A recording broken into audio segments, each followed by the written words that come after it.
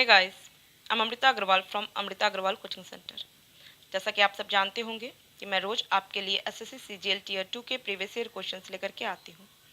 इधर मैं जो पेपर सॉल्व करवा रही हूँ वो है एसएससी सीजीएल 2020 के मेंस का पेपर, जो 29 जनवरी 2022 में पूछा गया है।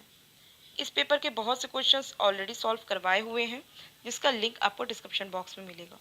और एक प्लेलिस्ट बनाई है जिसमें अभी तक जितने भी मैंने एसएससी सीजीएल टीयर 2 के प्रीवियस ईयर क्वेश्चन सॉल्व करवाए हैं और आगे करवाऊंगी, उन सबकी लिंक उस प्लेलिस्ट में मिलेगी। और प्लेलिस्ट की लिंक मिलेगी आपको आई बटन पे और डिस्क्रिप्शन बॉक्स में। तो चलिए स्टार्ट करते हैं एसएससी सीजीएल 2020 के मेंस का ये क्वेश्चन है, a trader gains 25% by selling an article with 20% discount on its market price. If the cost price of the article increased by 30%, then how much discount should he offer on the same market price to gain 15% of profit? आपको options दे के रखा है 4.87%, 5.08%, 4.32%, 5.12%।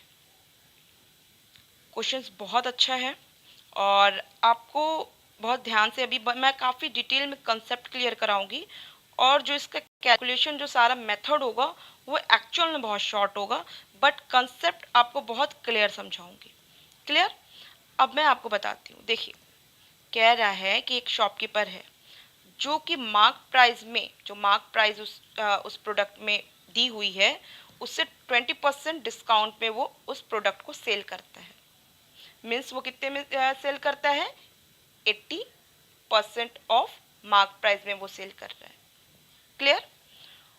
और ये जो cell कर रहा है उसमें भी वो प्रॉफिट कितना गेन कर रहा है? 25% प्रॉफिट गेन कर रहा है। इसका मतलब कि वो अपने कॉस्ट प्राइस से 25% प्रॉफिट वो गेन कर रहा है। मीन्स कि वो सेल कितने में कर रहा है? 125% ऑफ कॉस्ट प्राइस में सेल कर रहा है। देखिए, यही सेम प्रोडक्ट की सेलिंग प्राइस अगर हम मार्क प्राइस के आधार पे निकालें तो 80% ऑफ मार्क प्राइस डिस्काउंट हटाने के बाद ये इसकी सेलिंग प्राइस हो गई इस प्रोडक्ट की। और यही प्रोडक्ट की सेलिंग प्राइस कॉस्ट प्राइस के आधार पे 25% गेन करने के बाद जो सेलिंग प्राइस है वो है 125% ऑफ कॉस्ट प्राइस है। किसी को कोई डाउट नहीं होगा। सेकेंड स्टेटमेंट कह रहा है, if the cost price of the article increased by 30%, अगर यही प्रोडक्ट का कॉस्ट प्राइस 30% बढ़ जाए, मीन्स कि अब नया कॉस्ट प्राइस क्या हो गया?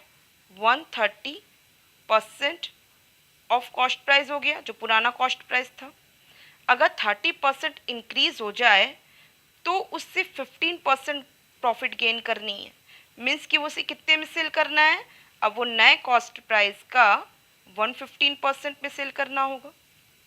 115% ऑफ नए कॉस्ट प्राइस में सेल करेगा अब वो। लेकिन मार्क प्राइस इसकी नहीं चेंज हुई है। कह रहा है the how much discount should he offer on the same mark price. Mark price वही पुरानी वाली है। क्लियर? और कितना वो डिस्काउंट ऑफर करे कि 15% की प्रॉफिट हो।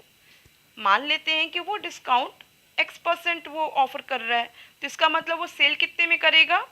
जो उसकी मार्क प्राइस है 100%, उसमें से डिस्काउंट माइनस हो गया, मीन्स 100 माइनस X% में वो अब सेल करेगा।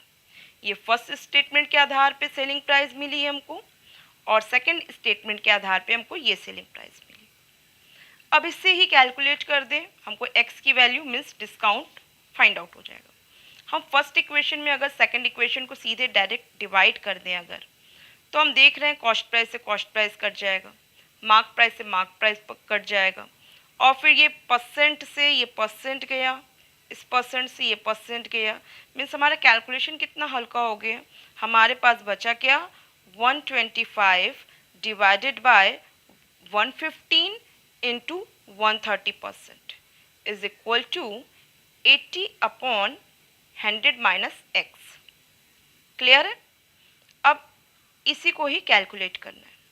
आप समझ रहे हैं कि ये अगर 130% है, तो इसे परसेंट को हटाएंगे तो हम क्या करेंगे, 100 से डिवाइड करेंगे, तो ये क्या हो जाएगा 130/100।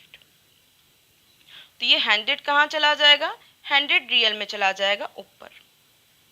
100 into 125 divided by 115 into 130 is equal to 80/100 minus x. अब इसे कैलकुलेट करने के लिए अब हमको थोड़ा सा इसको हटाना होगा और फ्रेश पेपर लेना होगा।